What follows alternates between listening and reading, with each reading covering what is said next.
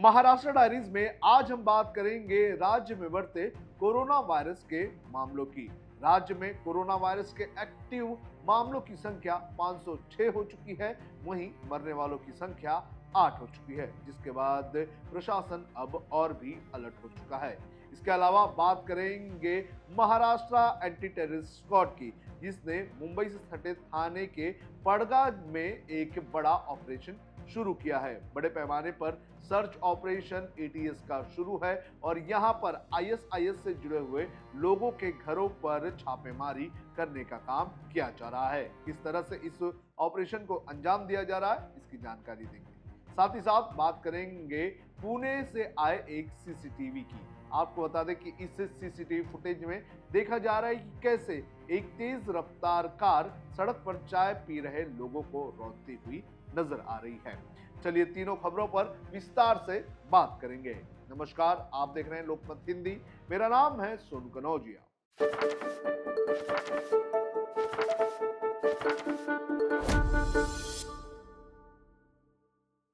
सबसे पहले बात करेंगे राज्य में बढ़ते कोरोना वायरस के मामलों की। आपको बता दें कि महाराष्ट्र में कोरोना वायरस एक बार फिर से तेजी से फैलता हुआ नजर आ रहा है। जो ताजे आंकड़े हमारे पास आए हैं उसके अनुसार 1 जून यानी रविवार को राज्य में 65 कोरोना वायरस के नए मरीज पाए गए हैं और इनके साथ अब राज्य में एक्टिव मरीजों की संख्या 506 हो चुकी है। जो जानकारी सामने आई है उस जानकारी के अनुसार अब तक 8 लोगों की कोरोना वायरस की वजह से राज्य में जान जा चुकी है। इन 8 लोगों की अगर बात करें तो इनका आंकड़ा 1 जनवरी से लेकर 1 जून तक का है। वहीं अगर बात करें अलग अलग शहरों की तो जो जानकारी सामने आई है उसके अनुसार जो 65 मरीज पाए गए हैं उनमें से सबसे ज्यादा 31 पुणे से मरीज पाए गए हैं। इसके अलावा मुंबई से 22, ठाणे से 9, कोल्हापुर से 2 और नागपुर से 1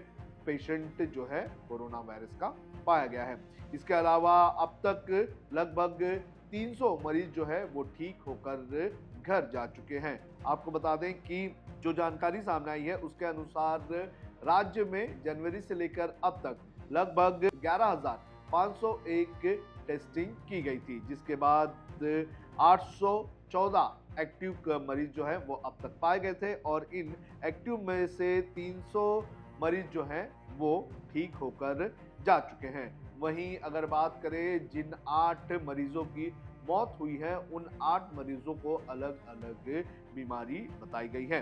जो जानकारी सामने आई है और जो राज्य के स्वास्थ्य विभाग ने जो बयान जारी किया है उसके अनुसार जिन लोगों की मौत हुई है उनमें से एक मरीज जो है वो हाइपोप्लेक्सिमिक दौरे से और नेफ्रोटिक सिंड्रोम से गुजर रहा था। इसके अलावा दूसरे को कैंसर की बीमारी थी। तीसरे मरीज को जिसकी मौत हुई है उसे मस्तिष्क घात के साथ साथ दौरे भी आया करते थे। इसके अलावा एक पेशेंट को डायबिटिक कोटी एसिडोसिस के साथ निमोनिया था। इसके अलावा एक और मरीज जिसकी मौत हुई है उसे इंटरस्टिशियल लंग डिसीज था। इसके अलावा एक मरीज को 2014 में डायबिटिक की बीमारी आई थी और उसे स्ट्रोक्स भी आया करते थे। वहीं 7वें मरीज की अगर बात करें तो उसे ARDS के साथ दिल की बीमारी थी और 8वीं मृतक महिला जो कि 47 साल की थी उसे बुखार और सांस लेने की दिक्कत थी।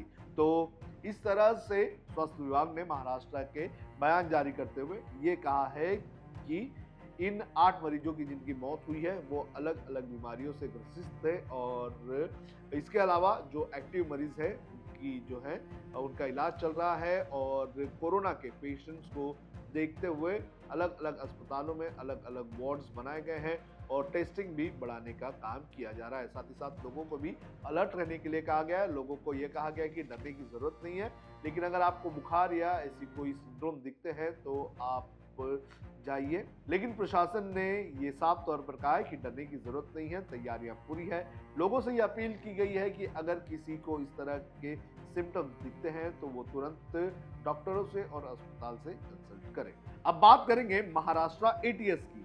आपको बता दें कि सुबह से ही महाराष्ट्र एटीएस की तरफ से मुंबई से सटे थाने इलाके के पड़गा में छापेमारी की जा रही है और ये छापेमारी की जा रही है आईएसआईएस के ऑपरेटिव साकिब नाचन के घर पर और उससे जुड़े हुए लोगों के घर पर। आपको बता दें कि साकिब नाचन जो है वो आईएसआईएस का ऑपरेटिव था और प्रतिबंधित संगठन student Islamic movement of India यानी कि सिमी का भी पद अधिकारी रहा है और 2 आतंकी मामलों में वो इस वक्त सजा काट भी रहा है। जिस तरह से हाल ही में रविंद्र वर्मा नाम के एक शख्स को कलवा इलाके से गिरफ्तार किया गया था, उसके बाद जो महाराष्ट्र एटीएस है वो और भी ज्यादा हरकत में आ चुकी है और उन लोगों की तलाश में लगी हुई है जो कहीं ना कहीं रविंद्र वर्मा और जो साकिब नाचन से जुड़े हुए लोगों के कांटेक्ट में थे। आपको बता दें कि जो एटीएस की टीम है वो लगातार छापेमारी कर रही है और छापेमारी करके ये पता लगाने में लगी हुई है कि कहीं ना कहीं क्या कुछ पड़गा में जहां पर साकिब नाचन का घर है उस इलाके में कुछ ऐसी खिचड़ी तो नहीं पक रही है जो देश के खिलाफ हो।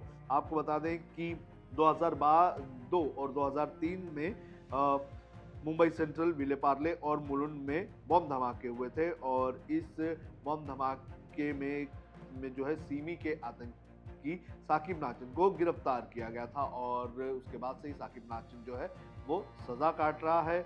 और आपको बता दें कि जिस तरह से गिरफ्तारी हुई है रविंद्र वर्मा की, उसके बाद एटीएस को कहीं ना कहीं कुछ सुराग जरूर मिले होंगे, जिसके बाद एटीएस जो है वो अब साकिब नाचन और उससे जुड़े हुए लोगों के घरों पर छापेमारी करके सर्च ऑपरेशन चला रही है। आपको बता दें कि जो जम्मू कश्मीर के पहलगाम में जो आतंकी हमला हुआ था, उस आतंकी हमले के बाद भारत ने एयर स्ट्राइक की। एयर स्ट्राइक करने के बाद जो लोग जासूसी कर रहे थे भारत में रहकर पाकिस्तान के लिए, उन लोगों को गिरफ्तार किया गया।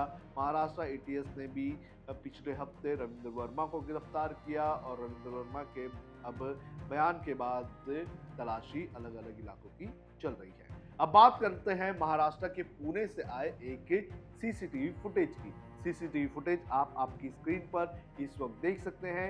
ये सीसीटीवी फुटेज 31 मई की शाम लगभग 5:45 का बताया जा रहा है। जानकारी के अनुसार ये जो घटना हुई है ये पुणे के सदाशिवपेट में हुई है और शाम के वक्त लोग एक चाय की टपरी पर चाय पी रहे थे और उसी वक्त तेज रफ्तार ये कार आई और इस कार ने वहां पर चाय पी रहे लोगों को कुचलने का काम कर दिया। सीसीटीवी फुटेज में आप देख सकते हैं कि किस तरह से ये कार तेज रफ्तार से आ रही है और इसकी चपेट में लगभग 12 लोग आ गए।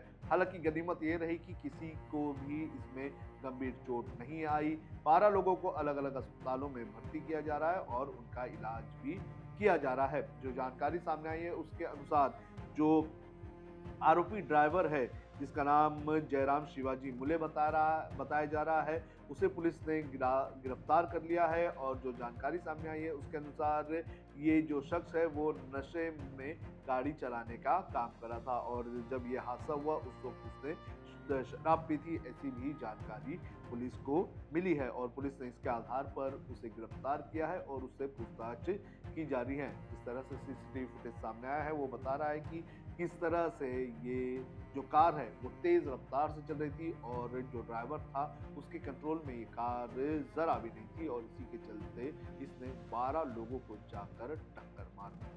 तो फिलहाल महाराष्ट्र डायरीज में इतना ही। आप देश और दुनिया की खबरों के लिए देखते रहिए लोकमत हिंदी।